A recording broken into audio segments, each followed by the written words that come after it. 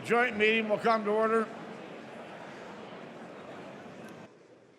Appoints as members of the committee on the part of the House to escort His Excellency Benjamin Netanyahu into the chamber, the gentleman from California, Mr. McCarthy, the gentleman from Louisiana, Mr. Scalise, the gentlewoman from Washington State, Ms. McMorris Rogers, the gentleman from Oregon, Mr. Walden, the gentleman from Indiana, Mr. Messer, the gentlelady from Kansas, Ms. Jenkins, the gentlewoman from North Carolina, Ms. Fox, the gentleman from California, Mr. Royce, the gentlewoman from Florida, Ms. Ross Leighton, the gentlewoman from Texas, Ms. Granger, the gentleman from New York, Mr. Zeldin, and the gentleman from Illinois, Mr. Dole. The gentleman from Maryland, Mr. Hoyer, the gentleman from New York, Mr. Crowley, the gentleman from New York, Mr. Israel, the gentleman from New York, Mr. Engel, the gentlewoman from New York, Ms. Lowy, the gentleman from New York, Mr. Nadler, the gentleman from Florida, Mr. Hastings, the gentleman from Florida, Mr. Deutsch, the gentleman from California, Mr. Sherman, the gentlewoman from California, Ms. Hahn, the gentleman from Colorado, Mr. Polis. The President of the Senate, at the direction of that body, appoints the following senators as members of the Committee on the part of the Senate to escort His Excellency Benjamin Netanyahu into the House chamber. The Senator from Kentucky, Mr. McConnell. The Senator from Texas, Mr. Cornyn. The Senator from South Dakota, Mr. Thune. The Senator from Wyoming, Mr. Barrasso. The Senator from Mississippi, Mr. Wicker. The Senator from Tennessee, Mr. Corker. The Senator from Illinois, Mr. Durbin. The Senator from New York, Mr. Schumer. The Senator from New Jersey, Mr. Menendez. And the Senator from Maryland, Mr. Cardin. The members of the Escort Committee will exit the chamber through the lobby doors.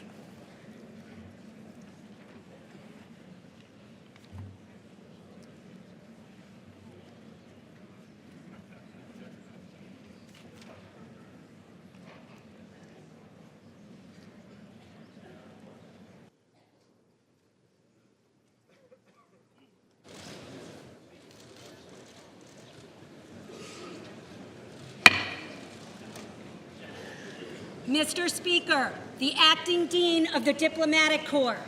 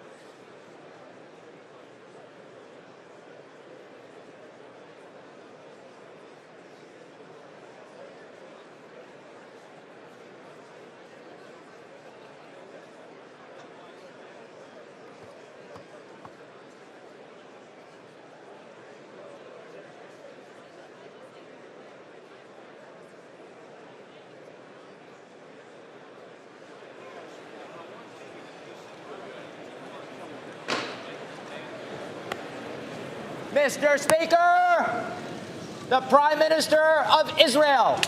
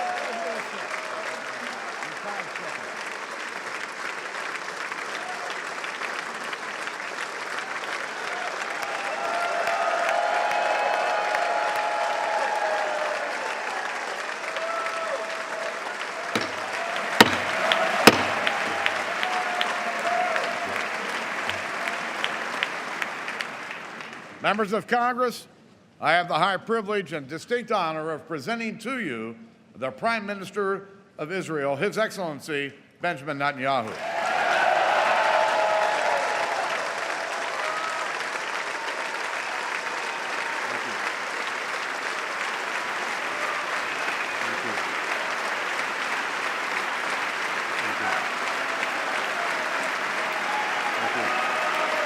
Thank you. Thank you. Speaker of the House, John Boehner, President Pro Temp, Senator Orrin Hatch, Senate Majority Leader Mitch McConnell, House Minority Leader Nancy Pelosi, and House Majority Leader Kevin McCarthy. I also want to acknowledge Senator Democratic Leader Harry Reid. Harry, it's good to see you back on your feet.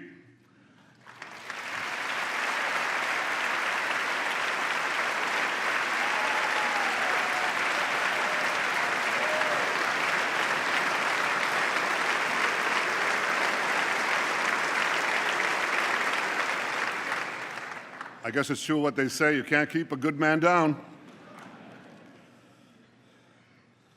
My friends, I'm deeply humbled by the opportunity to speak for a third time before the most important legislative body in the world, the U.S. Congress.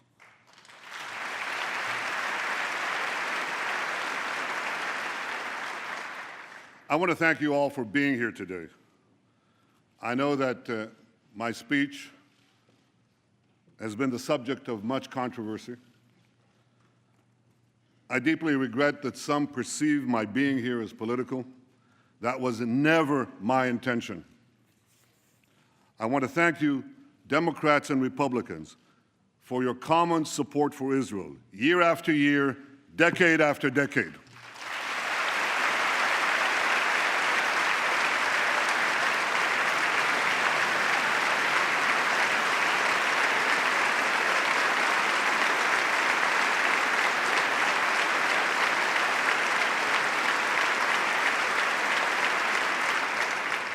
I know that no matter on which side of the aisle you sit, you stand with Israel.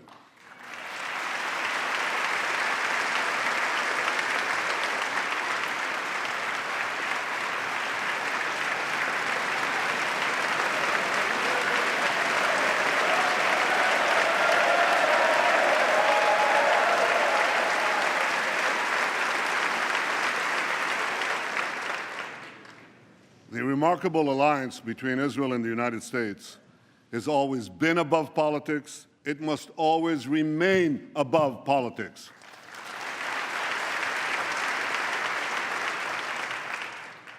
Because America and Israel, we share a common destiny, the destiny of promised lands that cherish freedom and offer hope. Israel is grateful for the support of America's people and of America's presidents, from Harry Truman to Barack Obama.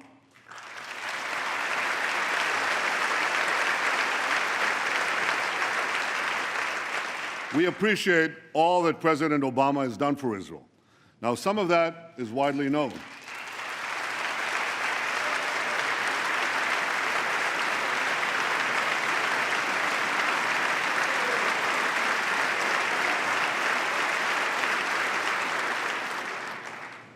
Some of that is widely known, like strengthening security cooperation and intelligence sharing, opposing anti-Israel resolutions at the UN.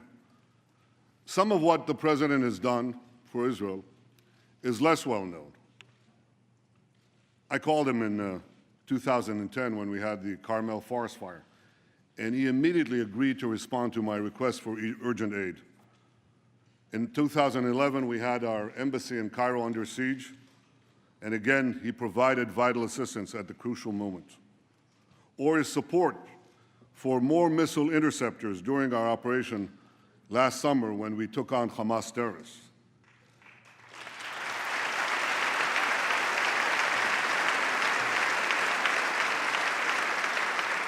In each of those moments, I called the President, and he was there.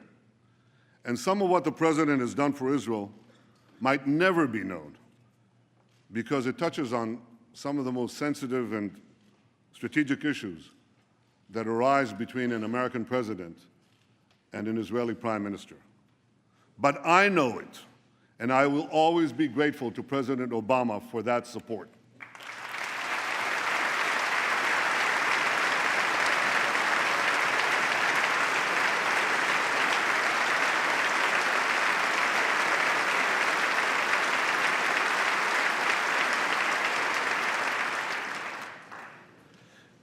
And Israel is grateful to you, the American Congress, for your support, for supporting us in so many ways, especially in generous military assistance and missile defense, including Iron Dome.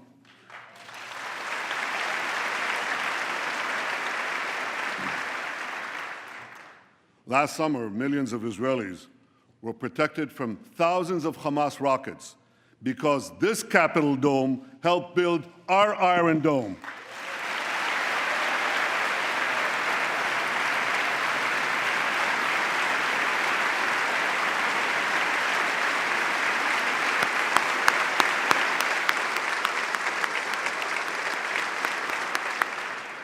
Thank you, America. Thank you for everything you've done for Israel. My friends, I've come here today because as Prime Minister of Israel, I feel a profound obligation to speak to you about an issue that could well threaten the survival of my country and the future of my people: Iran's quest for nuclear weapons. We're an ancient people.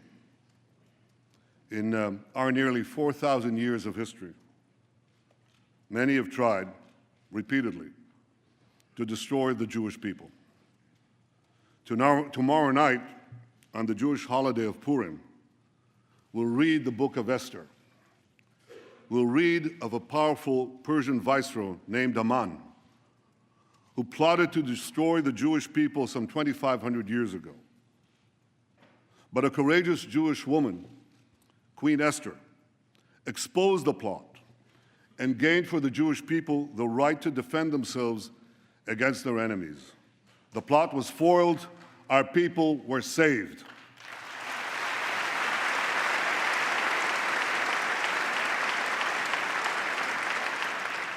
Today, the Jewish people face another attempt by yet another Persian potentate to destroy us. Iran's Supreme Leader, Ayatollah Khamenei, Iran's Supreme Leader, Ayatollah Khamenei, spews the oldest hatred of anti-Semitism with the newest technology. He tweets that Israel must be annihilated. He tweets. You know, in Iran, there isn't exactly free internet. But he tweets in English that Israel must be destroyed. For those who believe that Iran threatens the Jewish state, but not the Jewish people, listen to Hassan Nasrallah, the leader of Hezbollah, Iran's chief terrorist proxy.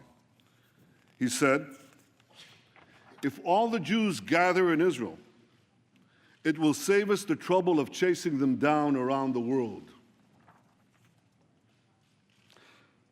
But Iran's regime is not merely a Jewish problem, any more than the Nazi regime was merely a Jewish problem.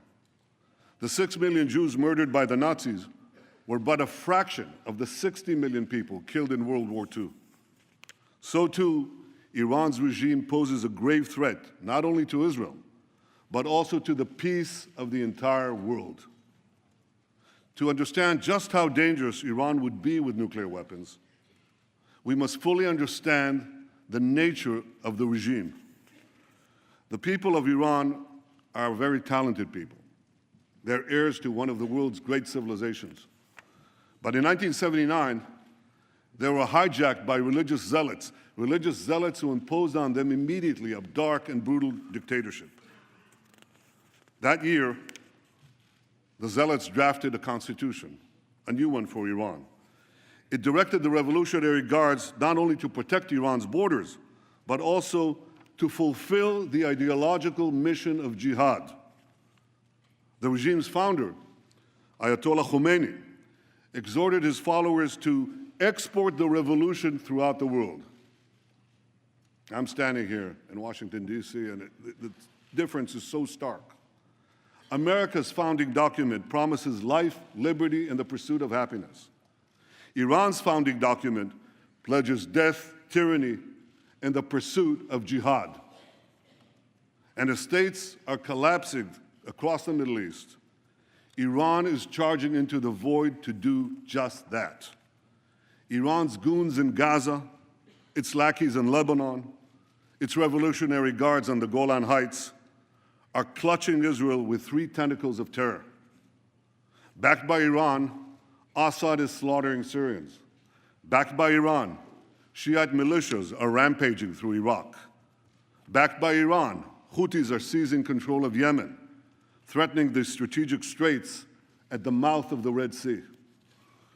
Along with the Straits of Hormuz, that would give Iran a second choke point on the world's oil supply.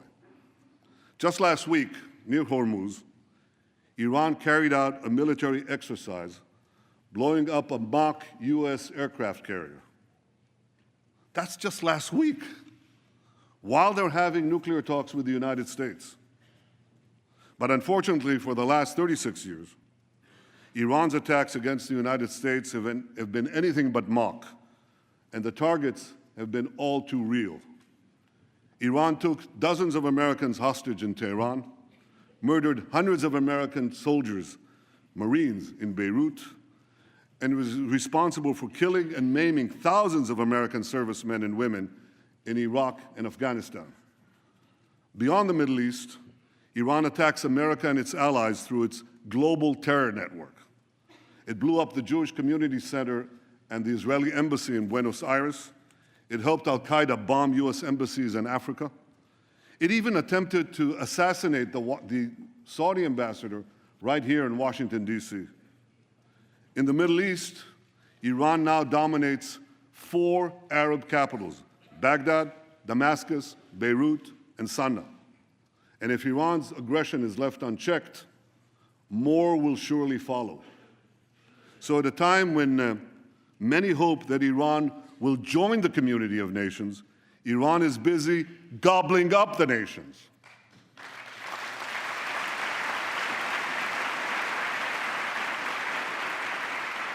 We must all stand together to stop Iran's march of conquest, subjugation, and terror.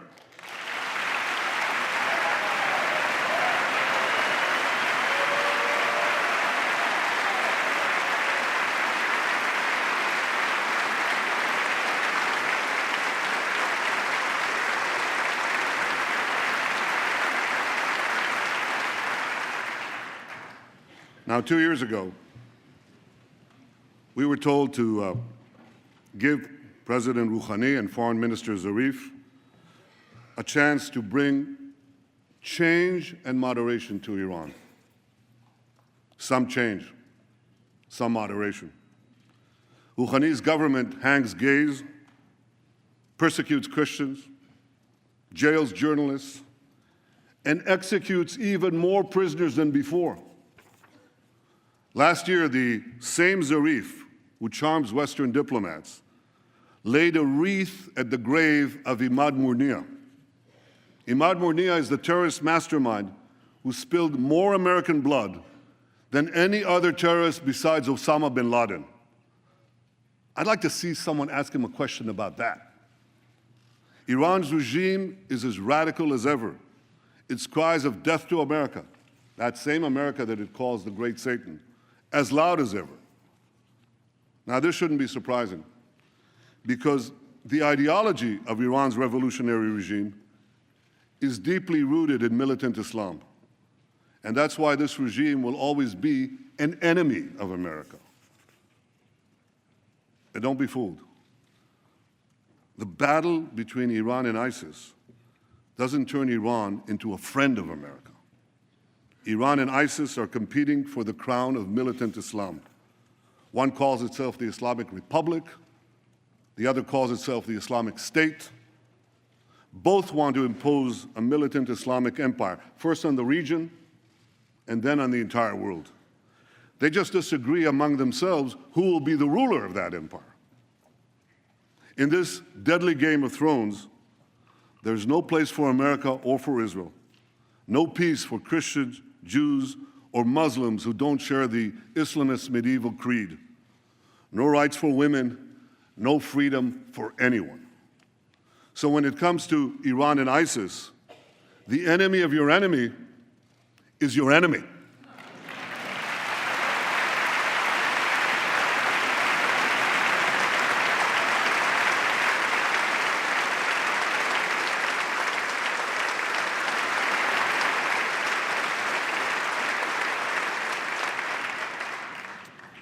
The difference is that ISIS is armed with butcher knives, captured weapons, and YouTube, whereas Iran could soon be armed with intercontinental ballistic missiles and nuclear bombs.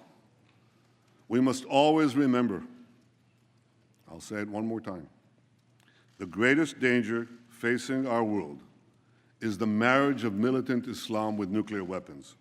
To defeat ISIS and let Iran get nuclear weapons would be to win the battle but lose the war. We can't let that happen.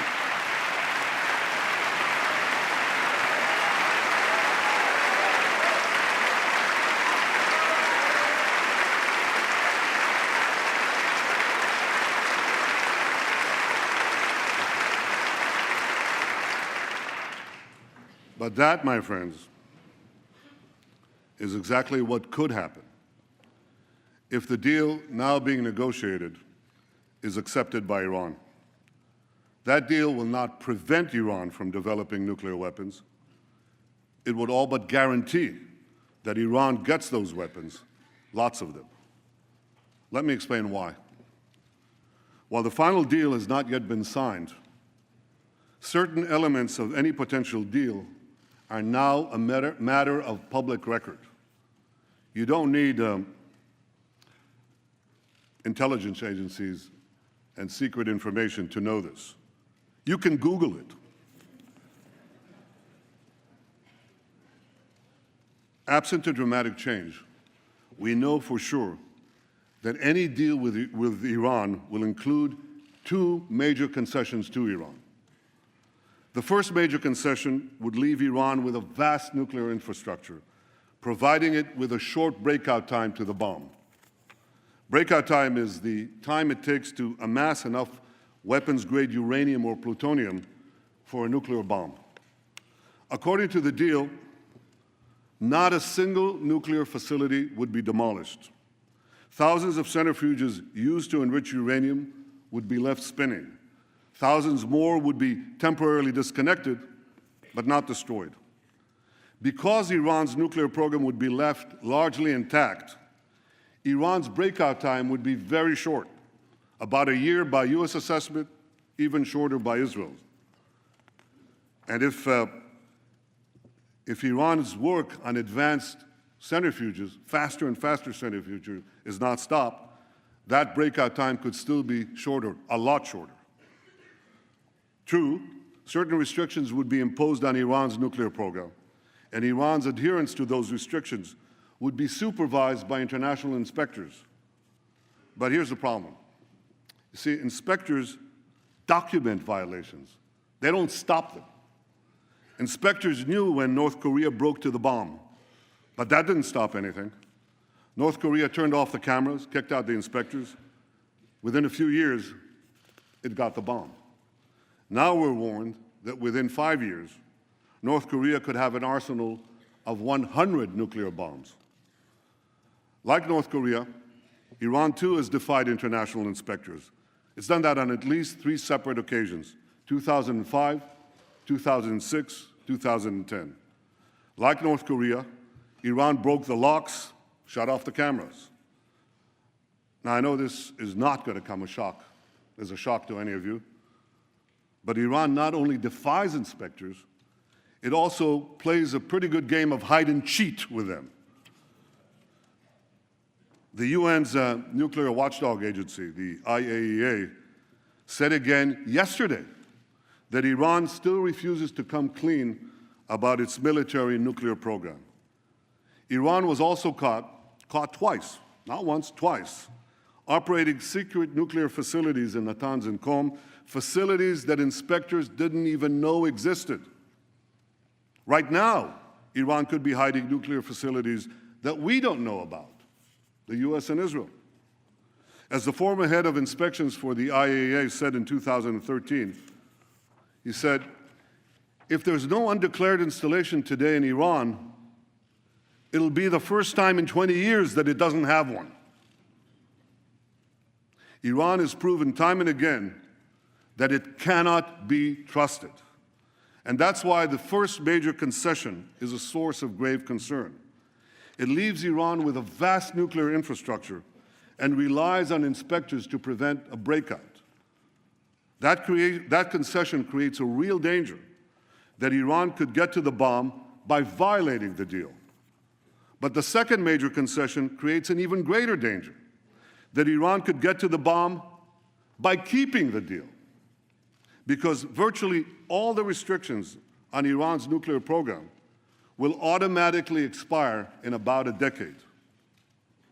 Now, A decade may seem like a long time in political life, but it's the blink of an eye in the life of a nation. It's a blink of an eye in the life of our children. We all have a responsibility to consider what will happen when Iran's nuclear capabilities are virtually unrestricted and all the sanctions will have been lifted.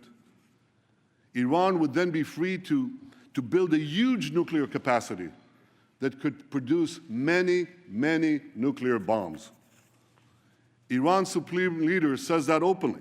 He says Iran plans to have 190,000 centrifuges, not 6,000 or even the 19,000 that Iran has today, but 10 times that amount, 190,000 centrifuges enriching uranium.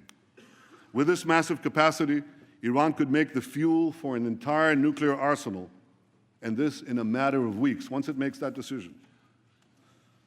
My longtime friend, John Kerry, Secretary of State, confirmed last week that Iran could legitimately possess that massive centrifuge capacity when the deal expires. Now, I want you to think about that. The foremost sponsor of global terrorism could be weeks away from having enough enriched uranium for an entire arsenal of nuclear weapons, and this with full international legitimacy. And by the way, if Iran's intercontinental ballistic missile program is not part of the deal, and so far, Iran refuses to even put it on the negotiating table, well, Iran could have the means to deliver that nuclear arsenal to the far-reach corners of the earth, including to every part of the United States. So you see, my friends, this deal has two major concessions. One, leaving Iran with a vast nuclear program. And two, lifting the restrictions on that program in about a decade.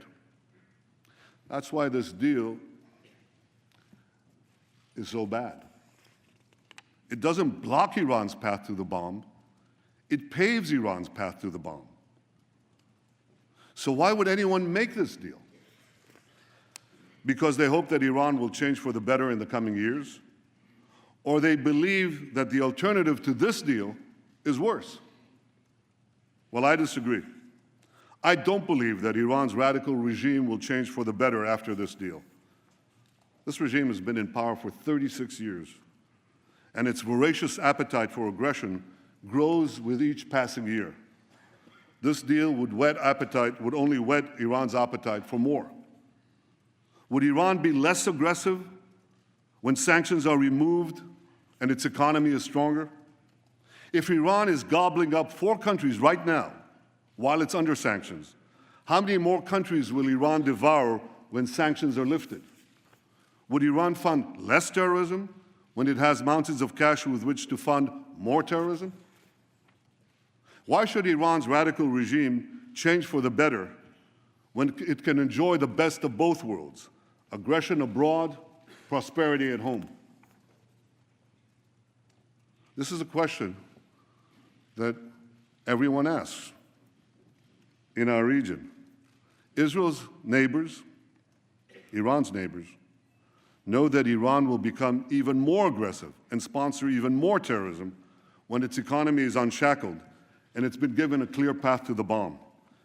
And many of these neighbors say they'll respond by racing to get nuclear weapons of their own. So this deal won't change Iran for the better. It will only change the Middle East for the worse. A deal that's supposed to prevent nuclear proliferation would instead spark a nuclear arms race in the most dangerous part of the planet. This deal won't be a farewell to arms, it would be a farewell to arms control. And the Middle East would soon be crisscrossed by nuclear tripwires. A region where small skirmishes can trigger big wars would turn into a nuclear tinderbox. If anyone thinks this deal kicks the can down the road, think again. When we get down that road, we'll face a much more dangerous Iran, a Middle East littered with nuclear bombs, and a countdown to a potential nuclear nightmare. Ladies and gentlemen, I've come here today to tell you we don't have to bet the security of the world on the hope that Iran will change for the better. We don't have to gamble with our future and with our children's future. We can insist that restrictions on Iran's nuclear program not be lifted for as long as Iran continues its aggression in the region and in the world.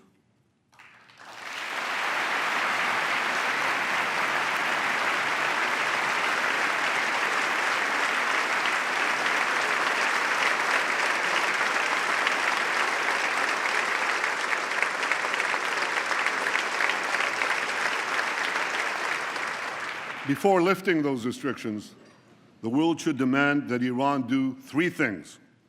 First, stop its aggression against its neighbors in the Middle East. Second,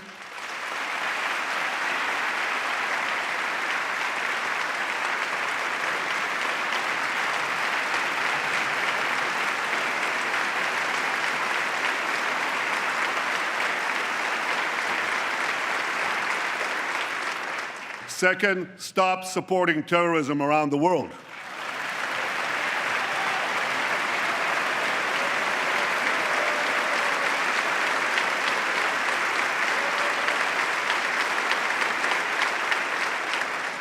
And third, stop threatening to annihilate my country, Israel, the one and only Jewish state.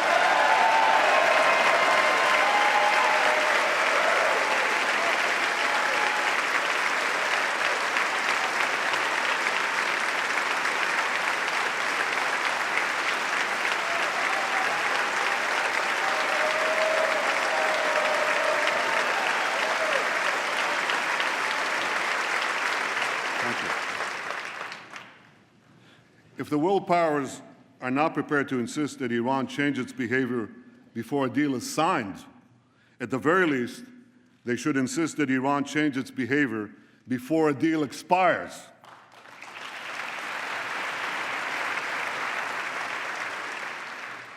If Iran changes its behavior, the restrictions would be lifted.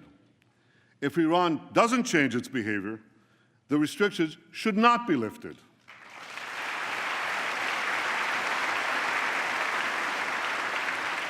If Iran wants to be treated like a normal country, let it act like a normal country.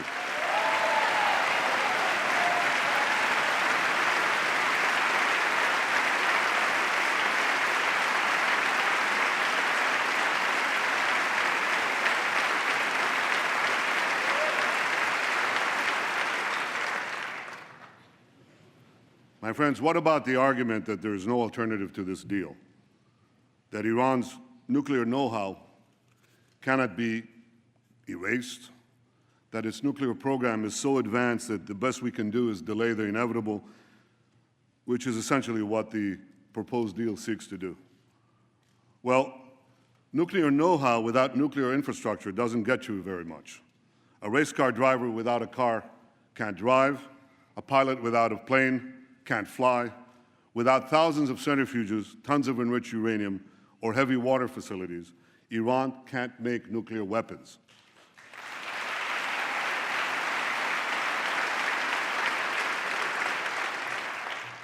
Iran's nuclear program can be rolled back well beyond the current proposal by insisting on a better deal and keeping up the pressure on a very vulnerable regime, especially given the recent collapse in the price of oil.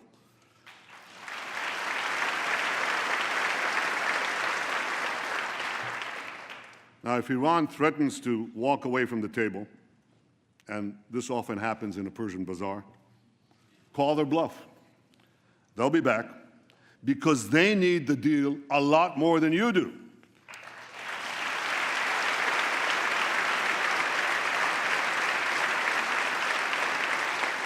And by maintaining the pressure on Iran and on those who do business with Iran, you have the power to make them need it even more.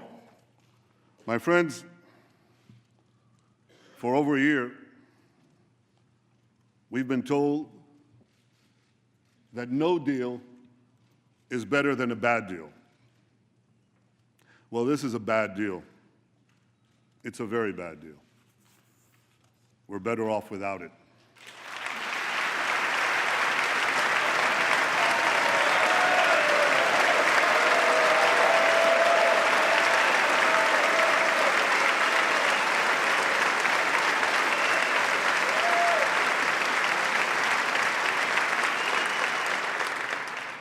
Now we're being told that the only alternative to this bad deal is war. That's just not true. The alternative to this bad deal is a much better deal.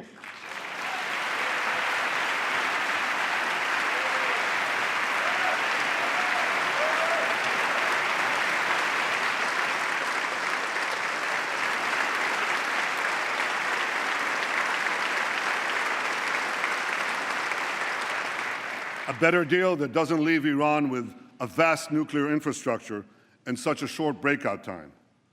A better deal that keeps the restrictions on Iran's nuclear program in place until Iran's aggression ends.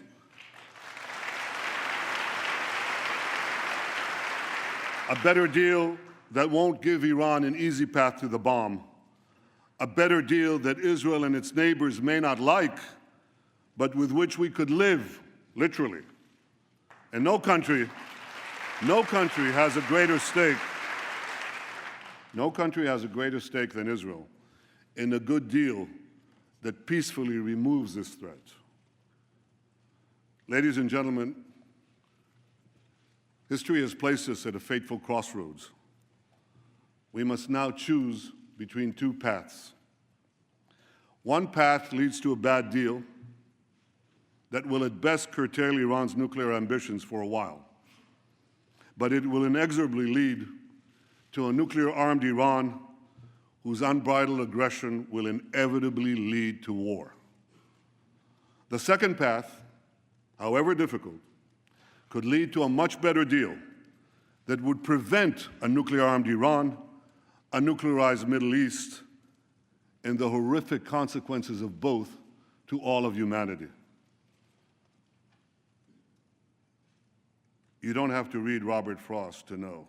You have to live life, to know that the difficult path is usually the one less traveled.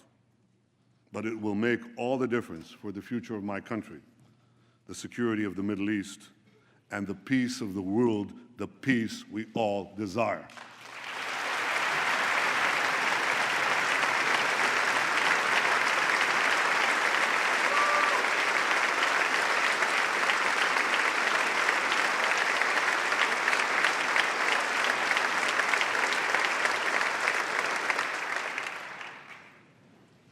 My friends, standing up to Iran is not easy. Standing up to dark and murderous regimes never is.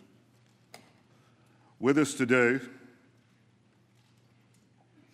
is Holocaust survivor and Nobel Prize winner, Elie Wiesel.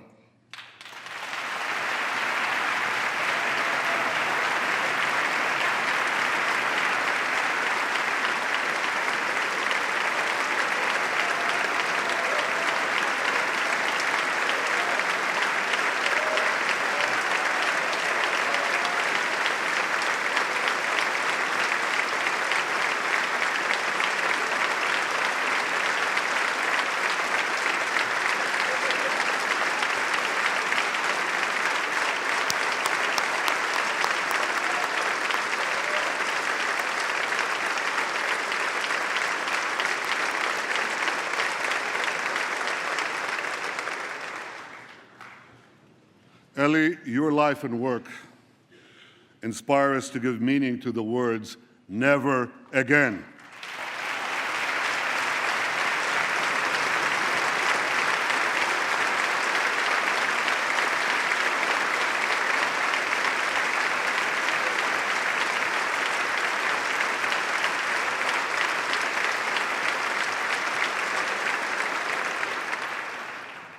And I wish I could promise you, Elie, that the lessons of history have been learned.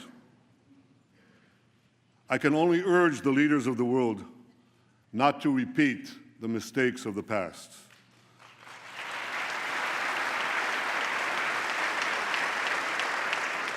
not to sacrifice the future for the present, not to ignore aggression in the hopes of gaining an illusory peace.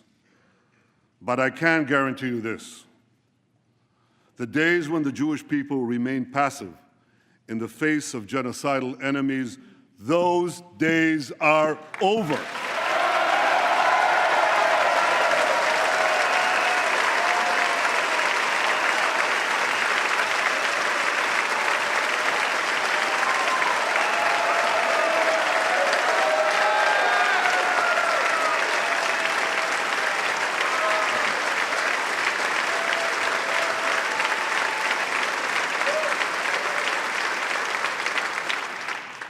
We are no longer scattered among the nations, powerless to defend ourselves.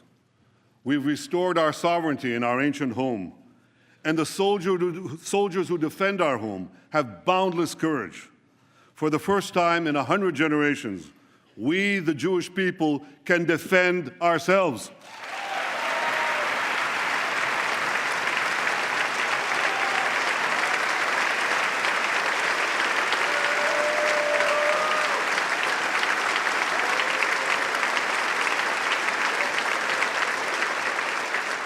This is why, as Prime Minister of Israel, I can promise you one more thing. Even if Israel has to stand alone, Israel will stand.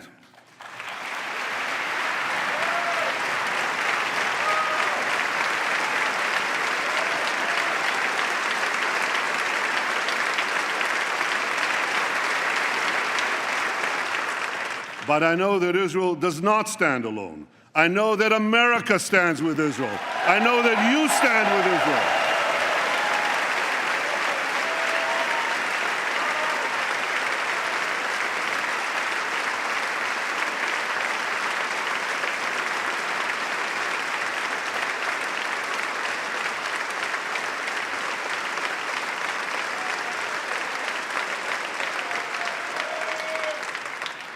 You stand with Israel because you know that the story of Israel is not only the story of the Jewish people, but of the human spirit that refuses again and again to succumb to history's horrors.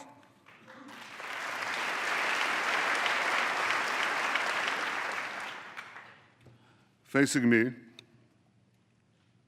right up there in the gallery, overlooking all of us in this august chamber, is the image of Moses. Moses led our people from slavery to the gates of the Promised Land. And before the people of Israel entered the land of Israel, Moses gave us a message that has steeled our resolve for thousands of years. I leave you with his message today. Chizku v'imtzu, al tiru ve'al ta'artzu mipnehem. Be strong and resolute, neither fear nor dread them. My friends, may Israel and America always stand together, strong and resolute. May we neither fear nor dread the challenges ahead. May we face the future with confidence, strength, and hope. May God bless the state of Israel, and may God bless the United States of America.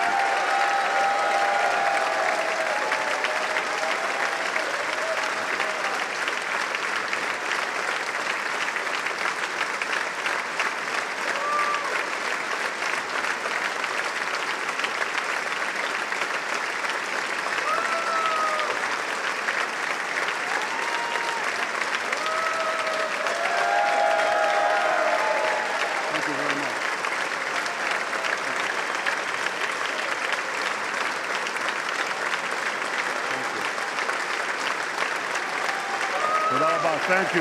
Thank you very much. Thank you all. You're wonderful. Thank you, America. Thank you. Thank you.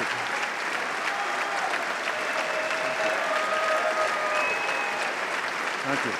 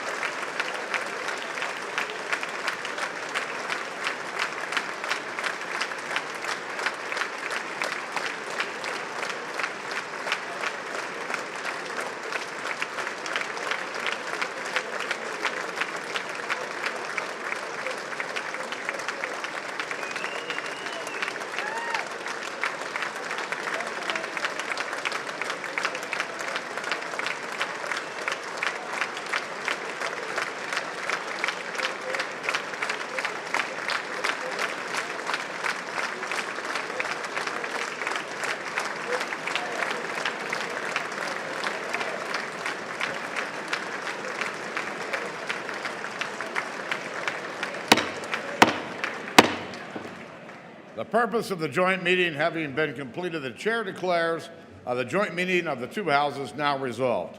The House will continue in recess, subject to the call of the chair.